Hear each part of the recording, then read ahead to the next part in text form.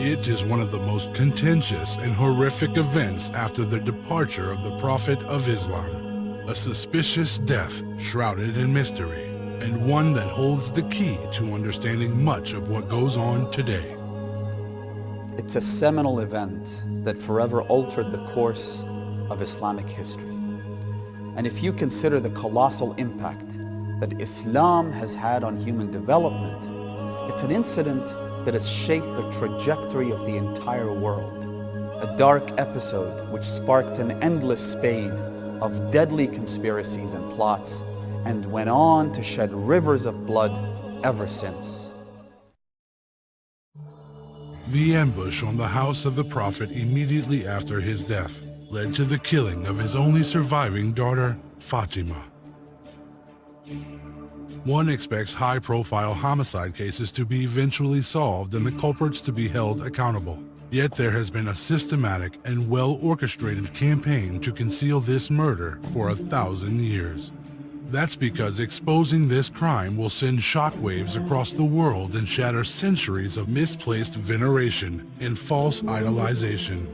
This event forms a part of Shia beliefs as it allows us to make sense of the chaotic formative period of early Islamic history, as well as the savagery and pandemonium that we see today, from groups like ISIS, whose leadership openly claims allegiance to the alleged perpetrators of this crime. Now, of course, the event is either vehemently denied by the majority of Muslims, or it's distorted by their scholars. So it's a point of heated contention, to say the least. But the mass of evidence we will present, shocking as it is to many, is not the product of abstract speculations. We don't expect you to convict the perpetrators on the testimony of their foes. There is no count in our indictment that cannot be proved by reliable books and records. The attackers spoke about their crimes with a sense of pride and have been quoted by their friends and close associates. Once you've seen the evidence, you will want to convict them with their own words. And despite meticulous censorship and attempts to obfuscate the truth, it's clear as daylight. There's a saying in criminology and among forensics experts, there is no such thing as a perfect crime. This couldn't be truer in this case, because no amount of masking and camouflage can hide divine truth. Look, I get it. People don't like to have their fundamental beliefs challenged. We feel a sense of safety in knowing that what we grew up thinking is true, and our parents were right, and so were their parents, and so on. It's our comfort zone, and if anyone tries to present a different perspective or suggest that we're misguided, we get defensive and will either get angry and confrontational or shut off and dismiss them. Think about it. That's why you can't argue with, say, a right-wing white supremacist. It's why you can't argue with anyone who isn't open to the idea that perhaps their side has something of value that's worth listening to.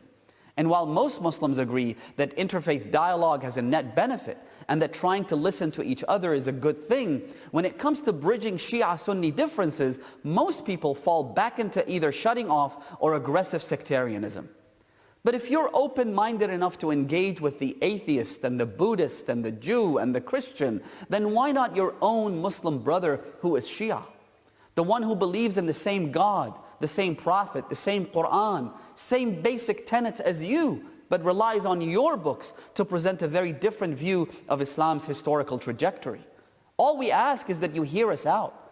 As we shall see, there's a mountain of evidence to suggest that Fatima was oppressed, that she was deeply hurt, that her home was ambushed, and that she was physically injured.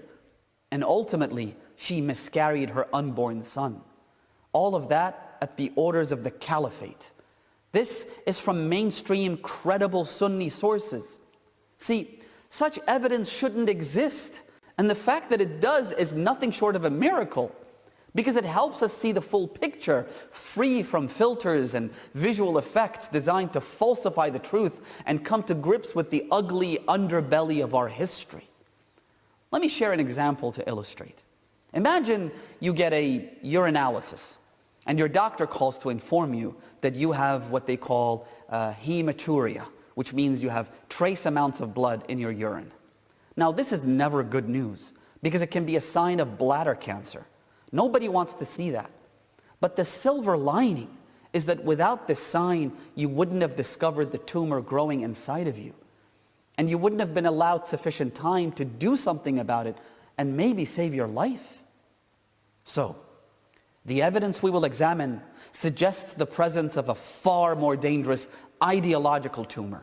And while it's a horrifying thought, we all owe it to ourselves to at least investigate. Ignoring these questions won't fix the problem or make it go away. It certainly won't bring about any real and lasting harmony, which is what we all want. But more important than that is that dismissing these uncomfortable, inconvenient truths is a travesty of justice and an act of oppression against the Prophet of God, and perpetuates the painful schism that occurred after the Prophet's passing. Bukhari even narrates the Prophet watching on Judgment Day as some of his companions will be led away towards hell. When he inquires about it, God tells him, "You do not know what they did after your death."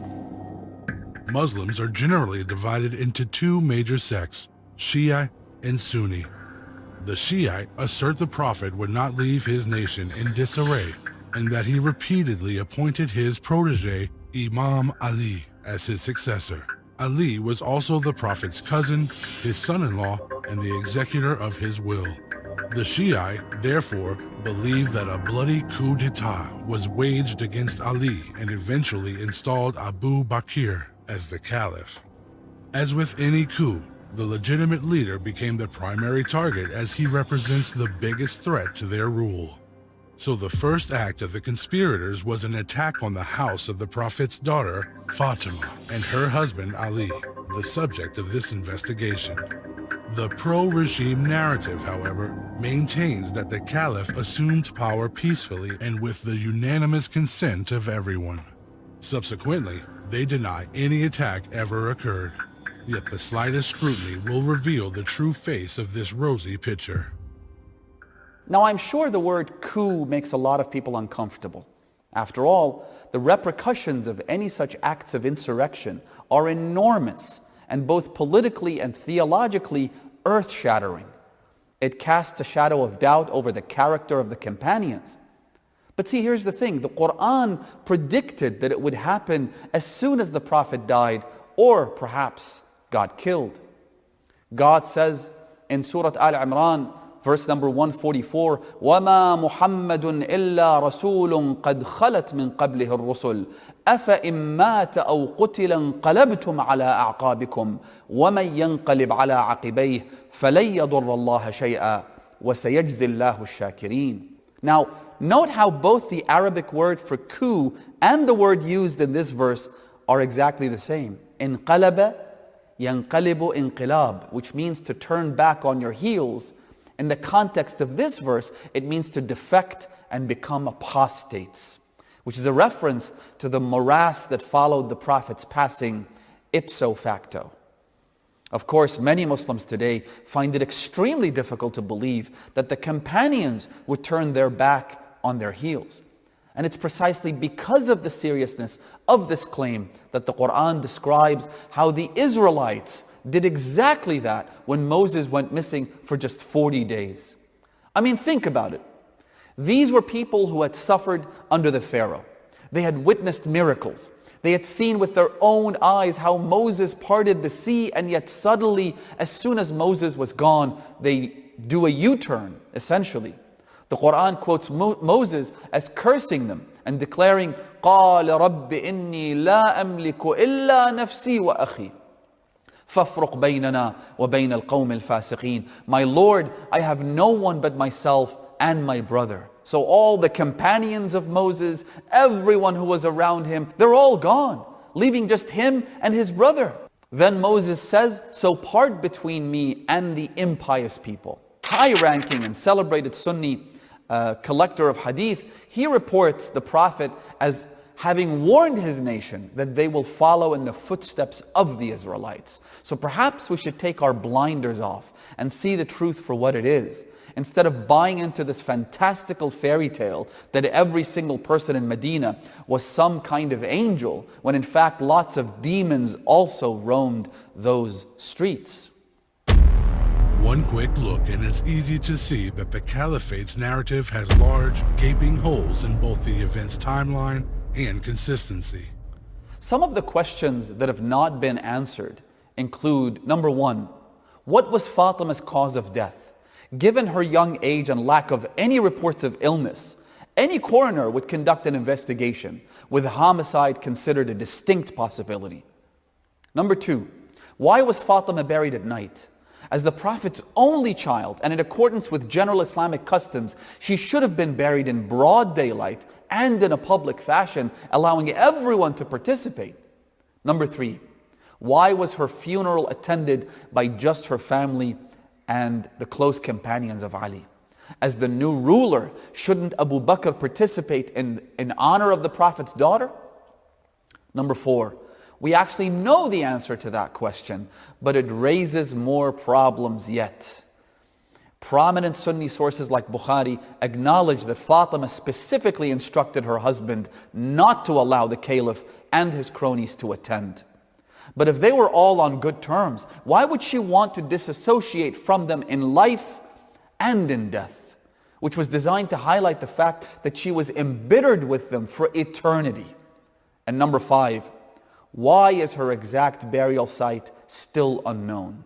While every one of the top companions, wives, and even B-grade hypocrites have identifiable graves, Fatima has none. There are speculations as to where she might be buried, vague references like at the cemetery or at her house, but those are mere claims as there has never been any shrine or tombstone, because she left clear instructions for the grave of the mistress of the women of paradise to be forever hidden. The question is though, why? Why leave a wound that can never heal? These questions form the pieces of a bigger puzzle, a pile of conundrums that's only going to get bigger and more questionable, exposing major cracks in the official narrative. Now let's talk about why all of this matters. The question of whether there was a bloody coup, and specifically a deadly attack on the house of Fatima, is needless to say, shockingly explosive. It is important in establishing the legality of the caliphate. If indeed there was an attack, that government would lose any trace of legitimacy. The status of Fatima in the eyes of all Muslims means the mere hint of foul play in her untimely death demands a response from proponents of the regime. Implicating the caliph will forever disqualify him and other assailants from assuming any position of authority in politics or indeed in religion, as it would irreparably tarnish their character. Every Muslim would agree that an attack on the house of Fatima is tantamount to an attack on the Prophet himself and therefore God. Because the regime's relationship with Fatima determines their relationship with the source of their authority, that is, the Messenger of God. If they treat her well, then they've treated the Prophet well, and it means that they have some sense of legitimacy. But if they don't, what does that tell you about them? It's easy to justify the actions of an oppressive government. Bootlicking sellouts have done that since the dawn of time.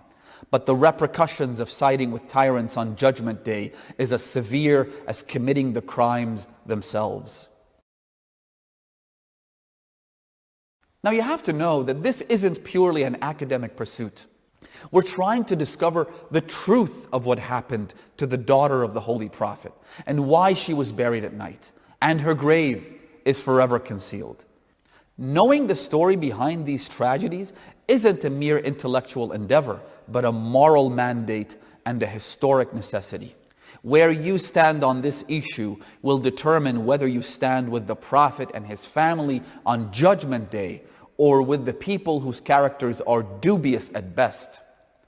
We're not trying to antagonize anyone or cause any sectarian tensions, but we do wish to objectively analyze the historical narrative and unlock this mystery.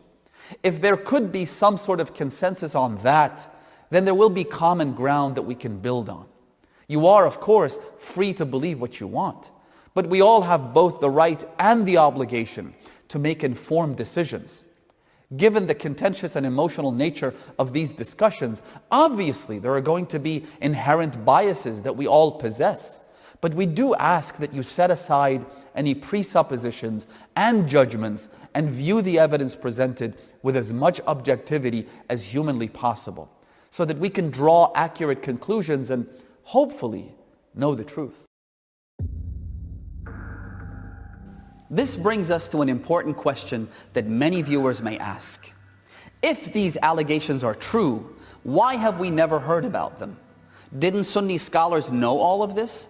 The answer is yes, they did.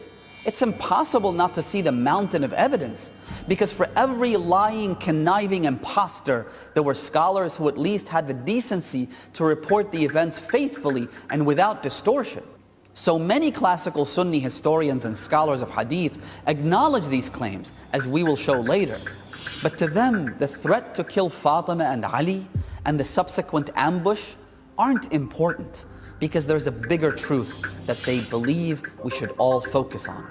That all companions were intrinsically good and truthful, and that they will all go to heaven. This, they insist, has primacy over all other things. Which brings us to the concept known as adalatul sahaba, the large elephant in any room where history is scrutinized. But surely you see how buying into this prevents any meaningful discussion of the obvious transgressions of those very fallible humans. It's a dangerous belief that requires every moral law to be broken and God's justice to be violated just to justify the actions of the people who use the cover of companionship to commit unspeakable sins. While no Sunni will openly claim that the companions of the Prophet were sinless, they are certainly treated this way, as any criticism directed toward them is seen as blasphemy of the highest order. In fact, many Sunni majority countries have codified this into law, and the merest denunciation of the companions, especially the caliphs, attracts the death penalty. This intellectual terrorism obviously hinders scholarly discourse. Plus, there is literally no Quranic evidence for the concept of the righteousness of the companions in the Quran. The Quran itself is filled with stories and anecdotes that prove the companions committed heinous acts of sin and transgression. And history is overflowing with their crimes and atrocities, not least of which was their intentional killing of each other, rendering their unconditional entry into paradise a farcical joke and a logical contradiction. The Quran states in emphatic terms, وَمَن يَقْتُلْ مُؤْمِنًا مُتَعَمِّدًا فَجَزَاؤُهُ جَهَنَّمْ خَالِدًا فِيهَا وَغَضِبَ اللَّهُ عَلَيْهِ وَلَعَنَهُ وَأَعَدَّ لَهُ عَذَابًا عَظِيمًا. So, let us instead see the companions for who they were. Among them was the righteous. Also, there were the hell-bound wicked and the 50 shades of hypocrite. Giving every single person who saw the Prophet a halo of sanctity is to give them the kind of impunity that applies exclusively to God's greatest prophets. We will use exclusively mainstream Sunni authors, which means the discussion is biased in their favor. Imagine a prosecutor saying, we will only use statements by the defense to build our case. It's madness. But we've chosen to do that for 3 reasons. Number one, that's how strong our case is. Most Sunnis have never felt compelled to defend anything but the status quo. That means their knowledge of their own books is extremely lacking. We will show them that despite centuries of book burnings and crime scene bleaching, there is conclusive evidence from their own books that the brutal ambush did take place. Number two, Salafi scholars like Ibn Taymiyyah and those that followed him have displayed remarkable vitriol towards the Shia, partly because of their claims that Fatima was murdered. They have painted the Shia as a blaspheming, heretical, imposter group simply for acknowledging history and challenging establishment status quo. They have called the ambush on the house of Fatima a myth, a fable created by the Shia to exact some kind of vendetta against the so-called righteous caliphs. So, Instead of Shia references, we will present quotes from reliable Sunni sources, which are definitively binding for them. And finally, as far as the Shia audience is concerned, if we're able to successfully prove our point from the books of our ideological opponents, that makes our case much stronger and would convict the defendants beyond a reasonable doubt. That is because the Sunni side has vociferously denied any wrongdoing by the perpetrators and have spared no effort in trying to exonerate them despite the overwhelming evidence, as we shall see. So if their own mainstream books can demonstrate sufficient compelling evidence, then we can rest our case and no longer need to refer to our own sources. Just as when the prosecution obtains a written admission of guilt, it doesn't need to go to trial, let alone bring in eyewitnesses or supporting evidence. One thing that needs to be clarified right at the outset is it's illogical for the other side to demand that we present them with a smoking gun or evidence akin to flagrante delicto that conclusively implicates specific individuals without a shadow of doubt. Let me explain why before then going on to explain what kind of evidence we can expect. This kind of incontrovertible burden of proof is almost always non-existent. If you've ever debated an atheist, they'll have similar expectations. Show me the face of God on the moon, they'll say. Or if God is so real, why can't we see him? The Israelites said as much to Moses. They said to Moses, we won't believe you just because you claim that you spoke to God or you received these tablets or the 10 Commandments. None of that matters to us. We want to see God. Now, think of the overwhelming majority of your beliefs, and almost none of them meets that standard. Instead, you will build a case for your beliefs piece by piece until sufficient evidence accumulates to merit a guilty verdict. This is especially true of events that took place over 1,000 years ago. Also, could you imagine the repercussions if people actually spoke out and linked the caliph to the murder of the prophet's daughter? Accusing the caliph of ordering a high-stakes political assassination is by far the single fastest way to have your name added to the hit list. Any dictator can have you eliminated before the ink is dry. If powerful politicians are good at anything, it's covering their tracks. Think of the Saudi regime's high-profile murder of dissident journalist Jamal Khashoggi. After he's asphyxiated to death, his body gets chopped up with a chainsaw, and his remains poured down the drainage pipe. Then, in classic mob style, a lookalike was brought in to dupe the security cameras. If not for Turkish intelligence blowing the lid on the butchery, no one could implicate the Saudi crown prince. In this case, the defendants had 1,400 years to bleach history books from the caliph's fingerprints, but not without leaving a trail of corroborating evidence.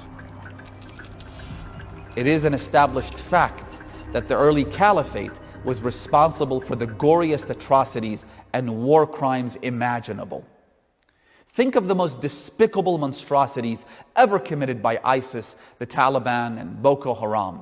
Now multiply that by 1,000. Who could forget the murder of Malik ibn Nuwayra, a celebrated companion of the Holy Prophet, who was praised by the Prophet, but refused to give allegiance to the coup leaders. So he was a Muslim, he prayed, he simply refused to acknowledge the new caliph. So the regime summons its top butcher, Khalid ibn al-Walid, who, as it turns out, had a thing for Malik's wife. So he ambushed Malik's camp, slit the throats of all the men, then proceeded to ransack their camp and rape his helpless, grieving widow, all while they burnt the severed heads in a bonfire. ISIS leaders were especially proud of this massacre and frequently cited it in their statements as justification for why it's okay to kill other Muslims. All this happened within weeks of the coup, and the savagery was intended to send a message to any potential dissenters that if you refuse to submit to our will, we'll stop at nothing to crush you. We will even go after your women. What's shocking is that no one denies this ghastly bloodbath. Instead, what Sunni scholars do is try to justify it by saying Malik was killed for refusing to pay religious taxes. So, under the righteous caliphate, if you so much as refuse to pay taxes, you're killed and your wife is taken as a sex slave. The caliph's temperament is also known to have been aggressive, to the point that he once beat a slave for losing a camel, all while he was in the state of ihram, when you're not supposed to hurt a fly, and all while the Prophet watched in disbelief, saying, "Look at this man, he's beating his slave while in the state of ihram." It's madness, pure madness. Umar even admits that, quote, necks were cut off for Abu Bakr and his caliphate. So it's fair to say that he was no Gandhi. Under such a reign of terror, who in their right mind is going to risk their life and the sanctity of his wife and children to come forward and openly attest to the ambush on the house of Fatima? The best you can expect in such circumstances is a different kind of evidence. No crime scene is ever that straightforward. Apprehending the criminal in the act of a premeditated murder is exceedingly rare. That is why forensics experts and crime scene investigators are brought in to comb the site and gather evidence. Like a jigsaw puzzle, these clues are pieced together with diligence to form a coherent picture and solve the case. The existence of compelling circumstantial evidence is enough to raise serious questions and often convict criminals. But as with any historical event, we do not possess fingerprints or murder weapons. So we must forensically comb the circumstances, testimonies, and eyewitness reports and rely on inferences to either convict or exonerate the suspects. And as we shall see, there is a plethora of textual evidence that no objective person can ignore. Also, it's easy to get lost in the individual parts of the puzzle when viewed in isolation. This is why they have to be contextualized and put together to form the bigger picture. If we saw a report that said Fatima was angry with Abu Bakr, most people wouldn't bat an eye. But putting that report in the context of the broader body of evidence makes it a crucial piece of the jigsaw. Now, of course, this is going to be covered up. Remember, this crime was orchestrated by the same camp that later declared open war against Imam Ali at the bloody battles of Jamal and Siffin. It's the same cult that later assassinated Imam al-Hassan, and the very same band that mercilessly slaughtered Imam al-Hussein in broad daylight along with his children after depriving them of water for 3 days. Only a naive person would expect anything else. Fatima's relationship with her father went beyond that of a father and his daughter. It wasn't based on emotions and sentimentality. Rather, this inspired prophet, whose every word is a divine revelation, sums up his relationship with Fatima by declaring, "Fatima is a part of me. Whoever angers her has angered me." This makes Fatima a barometer of divine wrath and pleasure. From a biographical perspective, Fatima was the Prophet's only surviving child. Prophetic lineage continued through her. She was the daughter of the Prophet's first and most beloved wife, Khadija. She was orphaned at the age of 5 when she lost her mother due to a brutal economic blockade. Fatima stood by her father's side and was so close to him, he awarded her the label, her father's mother, Ummu Abiha. He has also said, Fatima is the mistress of the women of paradise. Despite her young age and reclusive life, Fatima was known for her knowledge and piety. She was only 18 years old at the time of the Prophet's death, while the Sunni camp says she was slightly older, but that's besides the point. At the time, she was pregnant with her 4th child, one that the Prophet had said would be a boy and had already chosen his name, Muhsin. Muhsin died as a result of the miscarriage, induced by the ambush on the house and the beating that Fatima sustained. At most, she lived just 6 months after her father, while reliable reports put her death a mere 45 days after the Prophet. The following is a condensed timeline of events that led to the attack on the house of Fatima. Monday, June 8th, 632 CE. The Prophet is announced to have passed away. Plans were already in place for a swift takeover. A group led by Abu Bakr and Umar, which included Abu Ubaid al-Jarrah, Abdul Rahman ibn Auf, and others, absconded with the Prophet's body and his burial rites to assemble in a shack called Saqifat Bani Sa'ida. Omar, as reported by Bukhari, describes chaotic, violent, and farcical scenes of bickering parties who were literally at each other's throats vying for power, in which Sa'd ibn Ubadah, a leader of the Ansar, was killed and his murder blamed on, guess who? Ghosts. After a brawl, the dust settled with Abu Bakr's party taking over. He quickly mobilized to impose a pledge of loyalty on the general public, but especially those deemed as a threat. Omar even recounts that their plan was a fluke whose, quote, evil was averted. Tuesday, June 9th. The next day, Omar was sent to force Ali into submission, despite the fact that Ali and the Prophet's family were still grieving and occupied with burying the Prophet. At some point, while Ali and Zubayr were outside, his wife Fatima and children were still at home. Instead of offering condolences to a grieving family for the loss of their father, Omar appears at the scene and threatens to, quote, burn down the house on those inside, end quote, if Ali and Zubayr did not give their pledge of allegiance to Abu Bakr. Wednesday, June 10th. Having realized that Ali and his companions weren't going to surrender willingly, Omar went to the house to execute what he had threatened to do the previous day. This time he had dozens of men, including Abu Bakr's tribesmen Qunfudh al-Adawi, al-Mughira ibn Shu'bah, Khalid ibn al-Walid, among others. This band encircles the small house of Fatima from all directions. Meanwhile, Ali, Fatima and their sons Hassan and Hussein, their daughter Zainab and their housemate Fidda were all inside the house. Omar makes one final ultimatum, that he will burn the house down if Ali doesn't present himself to offer Abu Bakr his loyalty pledge. Ali knows that if he comes out, there would be blood. So he avoids a confrontation and an all-out war by staying inside. Fatima, on the other hand, chooses to address Omar, given that she is both a woman as well as the only person who claimed prophetic bloodline.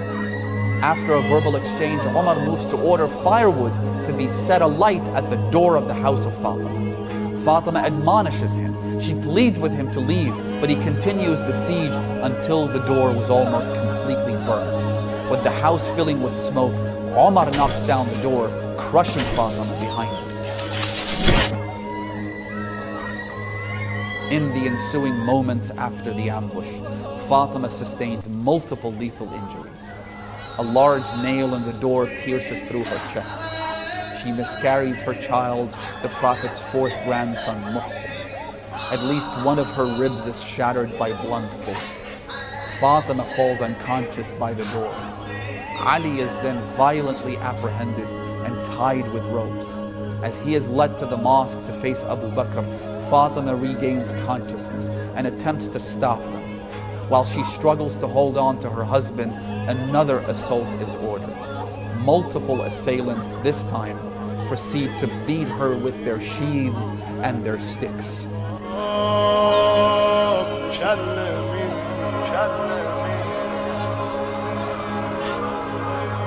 In the pandemonium and mad hysteria, she is slapped, shoved, kicked, and left lying on the ground, unconscious again and bleeding from several wounds and injuries. Ali was coerced into a pledge to Abu Bakr, then released under a de facto house arrest. For the next 75 days and nights, Fatima suffered quietly from pain and anguish, her health deteriorating day after day.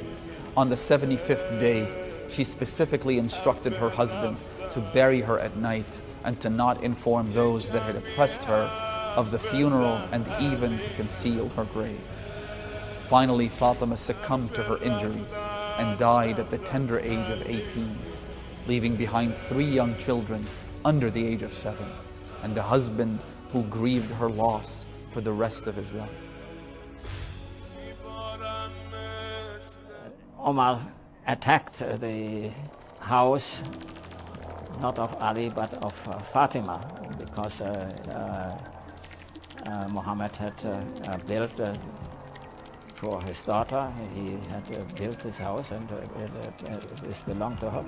And he, of course, threatened to burn it down with all the people inside, Fatima and her daughters and Ali. The Jigsaw Puzzle. Exhibit A. Our trail of evidence begins with the single most authoritative and reliable Sunni collection of hadith, known as Sahih, meaning authentic, by Muhammad ibn Ismail al-Bukhari.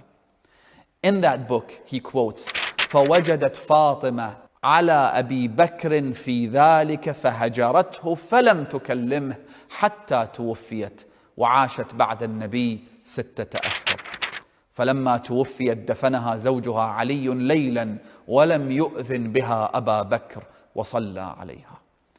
Bukhari reports through what is deemed a very strong chain of narrators leading up to Aisha, a person who wasn't a friend of Ali and Fatima by any stretch of the imagination, as she went on to wage war against Ali. Yet even she admits that Fatima was deeply angry with Abu Bakr. Remember that Aisha was Abu Bakr's daughter, so if anything, she would have been biased in his favor. Yet she says that Fatima was so angry with Abu Bakr that she never spoke to him again until her death, and that Ali buried her in the dead of night and refused to inform Abu Bakr at her instructions. The conclusions we can draw directly from this report are: number one, Fatima was angry with and hurt by Abu Bakr. That's a fact. Number two, Fatima's anger did not subside until she died, meaning that she never forgave him. The Prophet says in no ambiguous terms, whoever angers Fatima angers me.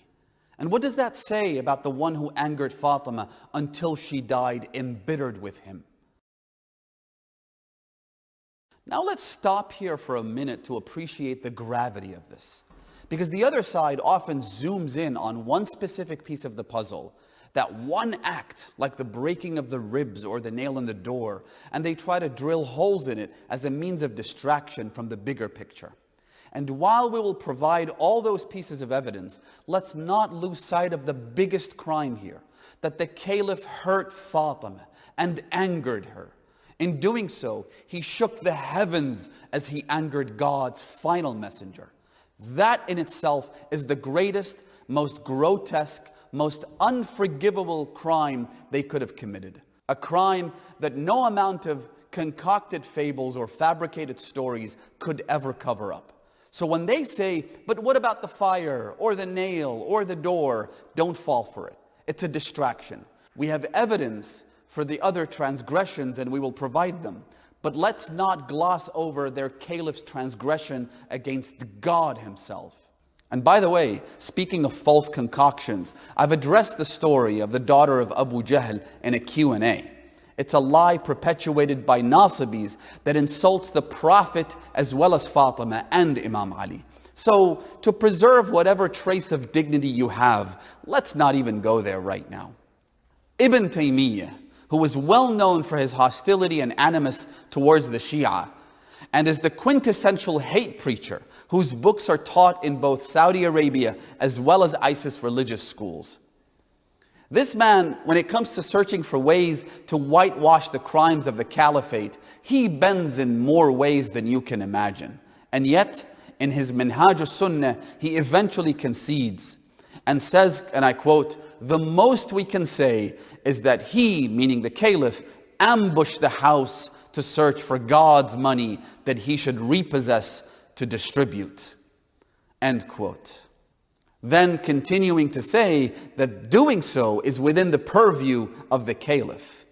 In acknowledging as much, not only does Ibn Taymiyyah accept the ambush, but he justifies it by accusing Imam Ali of possessing unlawful funds. There is more than just a hint of his hatred towards Imam Ali in this one statement alone. So make of that what you may. Exhibit B.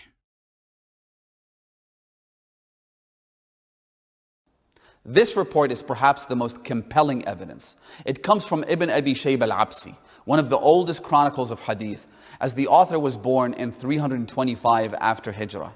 Al-Dhahabi attests to his reliability in his Siyar A'lam al-Nubala and says Ibn Abi Shayba requires no introduction. He's an imam and an icon and the master of those that preserve the hadith.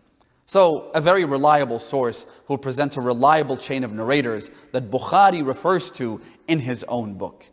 This report is narrated by an authentic chain to Aslam, a slave of Umar, presumably quoting his master, that Ali and Zubayr would go to Fatima to consult her on how to deal with Abu Bakr's takeover of the caliphate.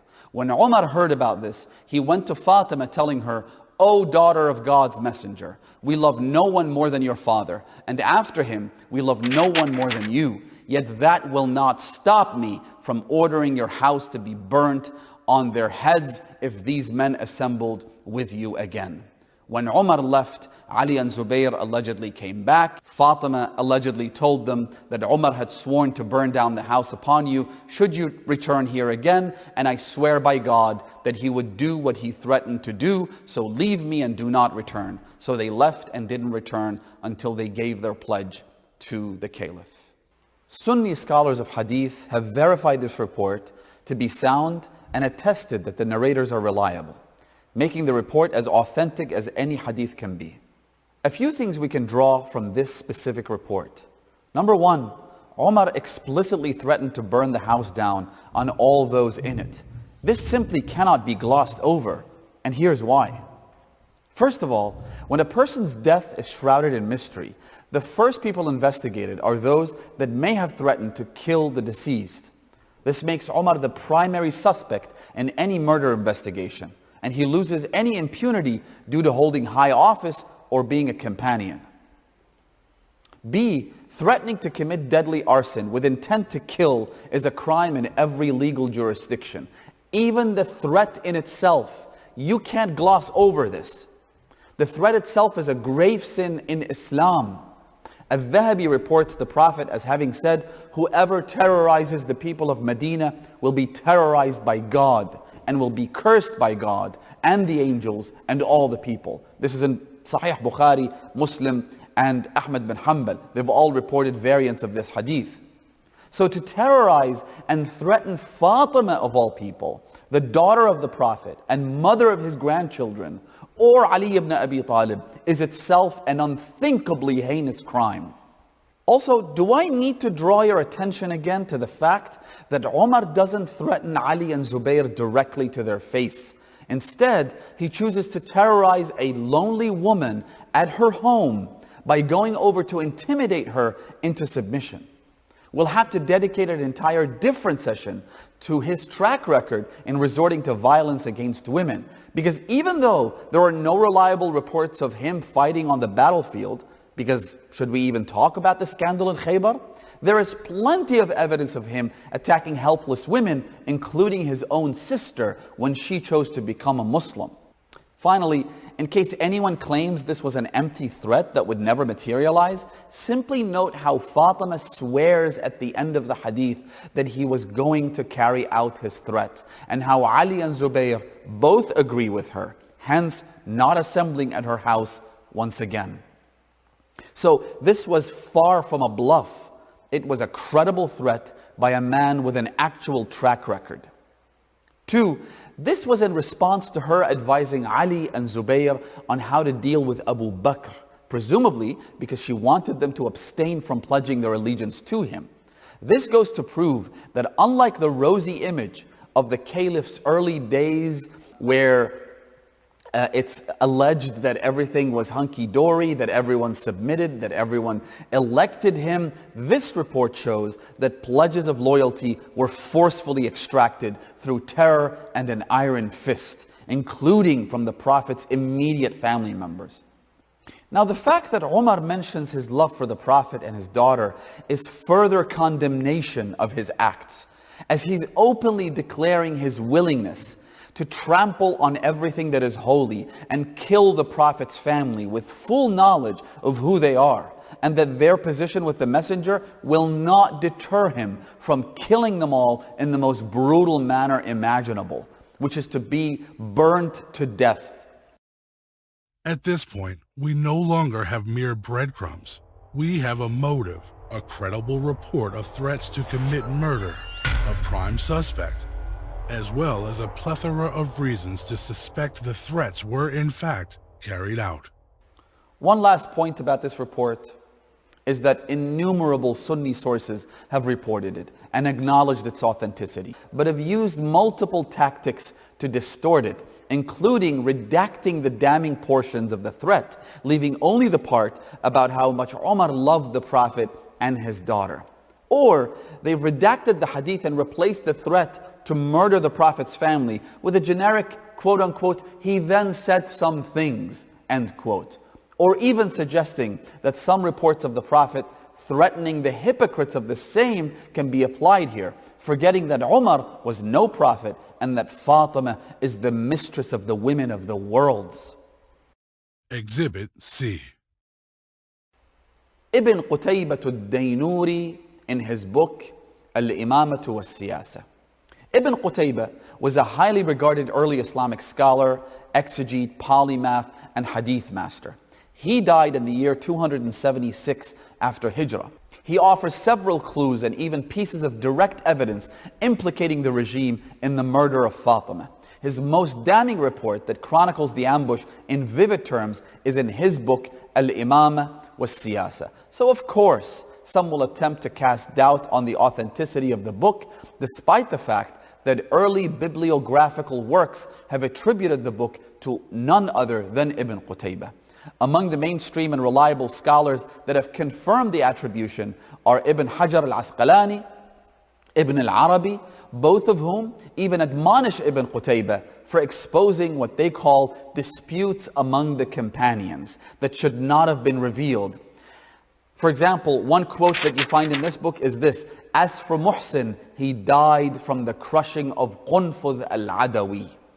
This is an incredibly damning report, given that Qunfudh was known to be a close associate of the coup leaders and was even appointed to the post of governor of Mecca after the attack as a reward for his role in stifling the dissent and his attack on the house of Fatima alayha salam. No historian is as influential and authoritative as At-Tabari. Tabari, as well as other prominent historians such as Ibn Kathir and Ibn Qutaybah, report the following. When Umar came to the door of the house of Fatima, he said, "By Allah, I shall burn down the house over you unless you come out and give the oath of allegiance," meaning to the caliph.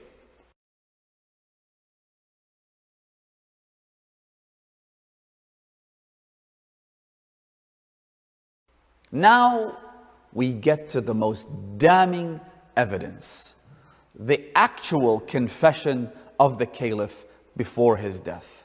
Even though we've been saying that this case is based on circumstantial evidence, and there is plenty of it as we've seen, but there is one big direct piece of evidence that conclusively implicates the caliph in the ambush and all subsequent events. It comes in the form of a deathbed confession, and it's been reported by a number of Sunni scholars and historians. And it reads as such: Abu Bakr said on his deathbed, "I wish I had not conquered Fatima's house."